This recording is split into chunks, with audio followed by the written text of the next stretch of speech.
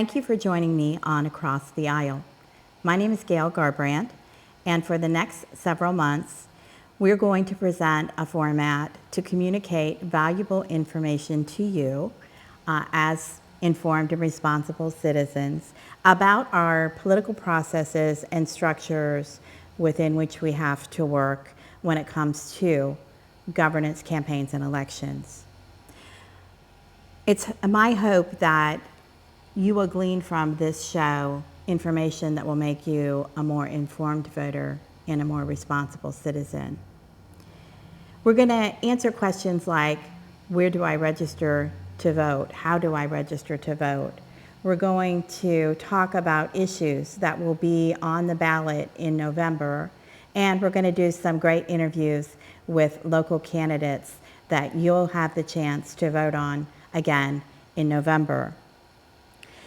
In this opening broadcast, I'm going to try to answer 3 questions for you.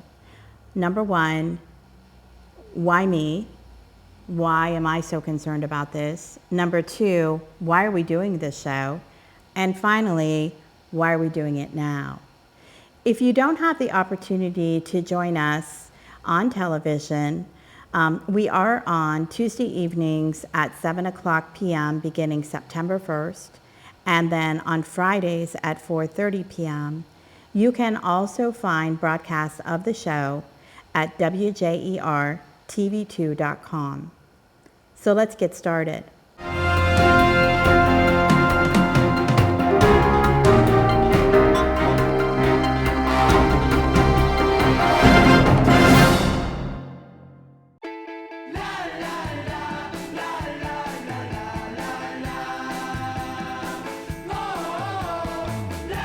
Grab a bite of your favorite McGriddles with the sweet maple taste baked right in.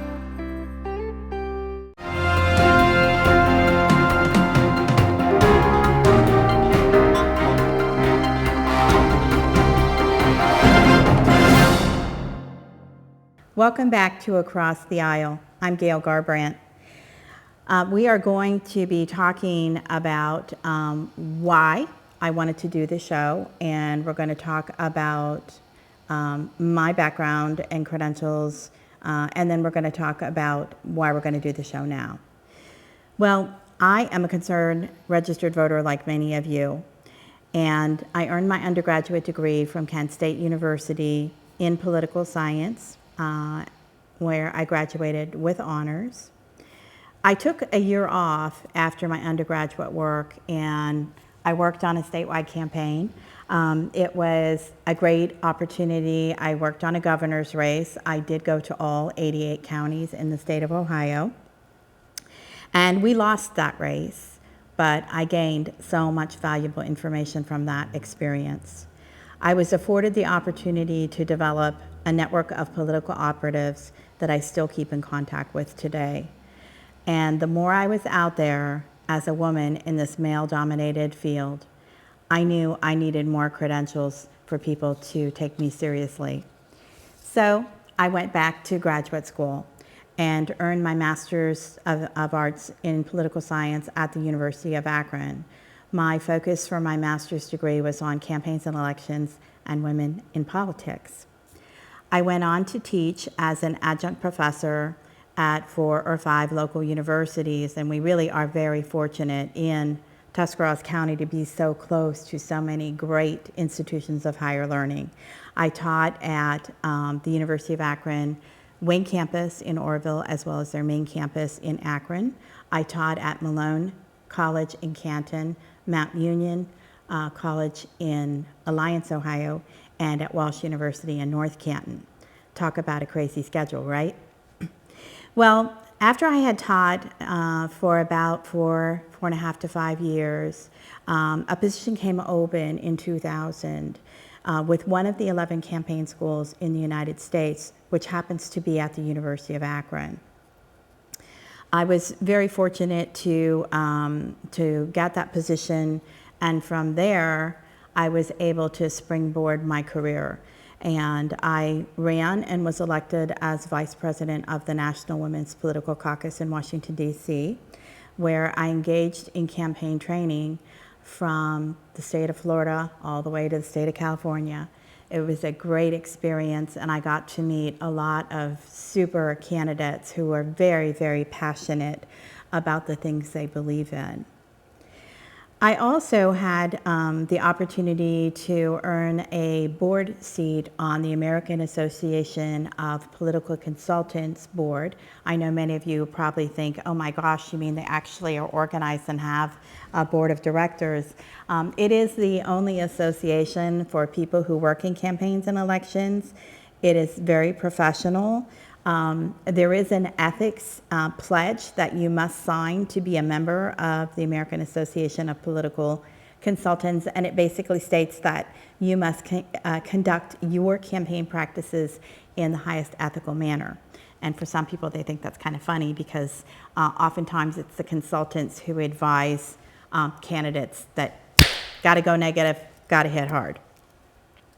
That board was great because I got to work across the aisle with some pretty famous people like Wayne LaPierre from the National Rifle Association, Tony Fazio, who's a great media consultant in California, April and Art Hackney in Alaska, Robert Kaplan, a fabulous fundraiser, Nancy Todd Tyner, a legend from Louisiana, and Raymond Strather, who was the gentleman who did the campaign commercial during the Barry Goldwater campaign where the little girl pulled the petals off the daisy. So they were all legends in the consulting industry, and I learned a lot from them about campaigns and elections, strategy, tactics, the kinds of things that we're going to actually talk about a little bit in the show. Academically, I also had the opportunity to grow as well. I was invited to South Africa as a visiting scholar at the University of Pretoria. It was a trip that took 2 days to get there, and I had never been that far from home. I am a Dover, Ohio native and a graduate of Dover High School. I also applied and was accepted as a Salzburg Global Fellow and traveled to Salzburg, Austria, to study securing the voice of women in civil society organizations. I also had the opportunity through the American Association of Political Consultants to speak at the John F. Kennedy School for Government at Harvard University in Boston, and I have been on the faculty of the Women's Campaign School at Yale University in New Haven, Connecticut. In 2011, I had the opportunity to go to Italy and teach, and I went. And when I returned, I came home and really wanted to focus on local politics. So I began working with local campaigns, and I'm very, very active in my community and in the Tuscarawas County area. So stay tuned, and we'll be back in a few minutes to talk more across the aisle.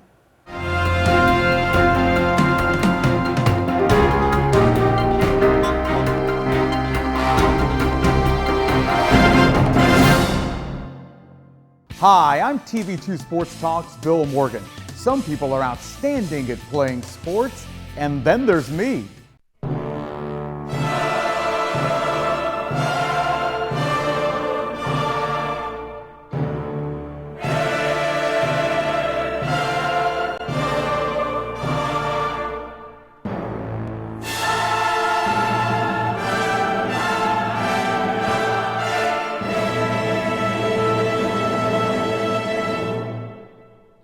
While we at TV2 Sports Talk may have never been All-State on the field, we are Tuscarawas County's MVP when it comes to local television sports talk and play-by-play. Catch TV2 Sports Talk Wednesday nights at 7 and Friday afternoons at 5 on DMG Channel 2.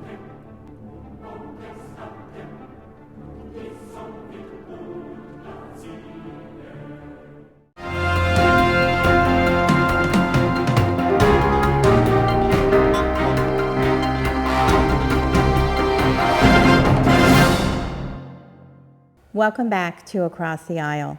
I'm Gail Garbrandt. We're going to talk about why we've decided to do this show. Well, like many things in life, the show began from an idea that became evident through my work on local campaigns. Through several cycles over the past 3 to 4 years, we have had some very fabulous candidates who put themselves out on the line to run for public office. It is not an easy decision, ladies and gentlemen, let me tell you, because once you say that you're going to run for public office, all of a sudden, your life is a fishbowl. Well, during those cycles, a disturbing pattern began to emerge. Really good candidates who were experienced, who were qualified, who were passionate, who were educated, were not winning elections. And it wasn't because of failed campaign tactics. It wasn't because they didn't raise enough money. It was because fewer and fewer people are taking the time to go to the polls and vote. I did some research that I want to share with you, and for those of you who don't like numbers, I apologize in advance, but this is a little bit academic. But I think it's important to have the evidence to support the premise as to why we should be concerned about this lack of participation. Well, the estimated population of our county is 92,788. It's hard to believe that 92,788 people live in Tuscarawas County, but it's true. And as most of you know, every 10 years, the federal government engages in something called the U.S. Census. The next census will not be until 2020. The number of registered voters in the 2014 general election, which is the election that happens in the fall in November, was 59,884. And the number of people who live in Tuscarawas County was 92,788. So that's a difference of 32,904 people.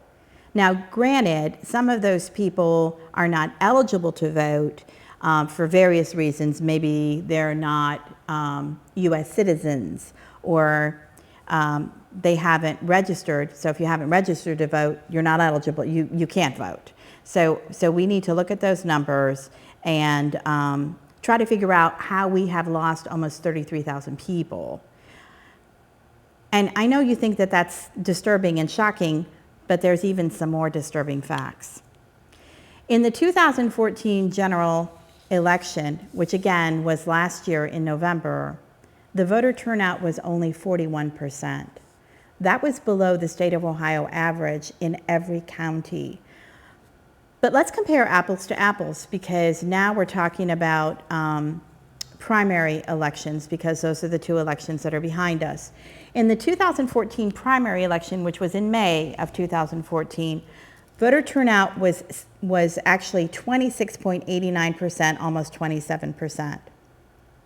However, and this is where I want you to listen, in the 2015 primary election, which was this past May of 2015, the voter turnout was an appalling 6.9%. Not even 7% of registered voters bothered to go to the polls and vote in the last election. What does that say to me? It says red light, caution, danger. And when we come back, we're going to talk about why that's dangerous in our system of government.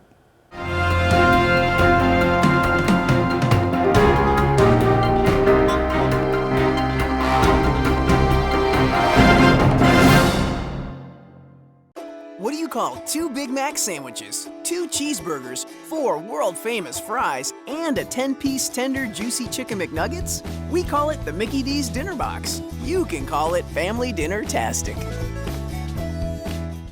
WJER and TV2 would like to introduce you to a new website, WJERTV2.com, where you can watch exciting high school football, soccer, and volleyball replays from TV2 Sports on your home computer, smartphone, or tablet.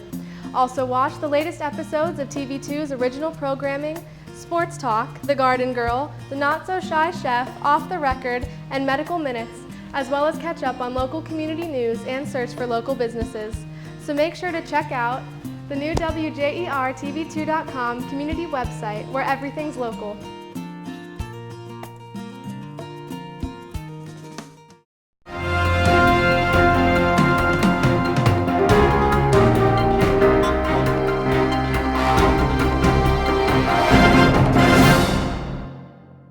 Welcome back to Across the Aisle. I'm Gail Garbrandt. We were talking about why low voter turnout is a cause for concern. And I know I probably woke some of you up when I said, caution, caution, red light, danger. Well, it is dangerous. When our voter turnout is less than 50%, it is a cause for concern because we live in a democracy. And a democracy is a system of government that is by the people. And so what that means is that it's up to us to participate. In many countries around the world, voting in elections is compulsory. It's mandatory. You must vote. You don't have a choice. You don't get to pick whether you decide to go to the polls or not. In our country, you get to choose whether you go or not. And I know that a lot of you out there are apathetic and are saying there's nothing but bad politicians and it's a corrupt political system and I'm never going to change it. I'm only one person. But if everyone feels that way, nothing is ever going to change. So government by the people means that it is your government and it's time for us to step up and take ownership of that government and do a little bit of homework. And I know you're all busy, but there's so much information out there on issues and candidates. And especially because this show focuses on local politics, you have a better opportunity to know the candidates because they all are people from your neighborhoods. So do that research and find out if it's a contested race where there is someone who holds that office and there's someone running against them, what has that person done since they were elected? Do they voice your concerns? Do they think the way you do about issues? And, you know, it doesn't really matter what issue we're talking about, whether it's a new fire station for the city of New Philadelphia or a new high school for the city of Dover. It doesn't matter because all of those issues really come down to one basic question. And that question is, what is the proper role of government? What is government's role in this particular issue? And is the person that I have voted to elect, are they voicing the opinion that I share? Are they listening to my concerns? And these people are all accessible and love to talk to voters, especially this time of year, because it's either time for re-election or somebody's decided not to run and you have two brand new choices at least before you. So I want you to try to do that research, and I want you to really think carefully about the people that you elect, because you're not just picking someone from a political party, you're actually selecting a philosophy of ideas. And I know for a lot of you, you think this only pertains to national issues, but I would argue that it also carries down into local issues that are on the ballot. And I'm very excited that we're going to be able to have some people on the show to talk about the various sides of those issues that you'll have a chance to vote on this November. I know that fewer and fewer people across the country are choosing to engage in this experiment we know as America. And I think that sometimes we forget that back in the 1700s, when we were a colony of Britain and we were oppressed and we lived under a very tyrannical government where we had no voice and had no representation, these men had the courage and the foresight to step forward and put their fortunes and their families and their lives at risk to start something new, to declare their independence, and to create something that we would all, through history, come to support, protect, and defend. And so I'm asking you this evening and throughout the show to please join me and others on this meaningful and essential journey. I hope you tune in again. Again, we are on Channel 2, Tuesday evenings at 7 o'clock and Fridays at 4:30 p.m. If you can't catch the show, you can go to WJERTV2.com and you can see the show recorded. I hope you tune in. I hope you decide that it's worth it. This experiment was a great experiment, and this country is a great country. So I'm asking you and I'm inviting you to stand with me. Together, let's stand for America. Thank you for joining me on Across the Aisle. And next time, we're going to go to the Tuscarawas County Board of Elections. And we're actually going to have a conversation with Chuck Miller, who is the director of the Board of Elections, and Sarah Canese, who is the deputy director.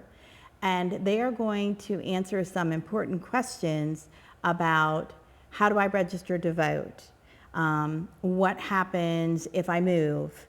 Does my registration ever expire?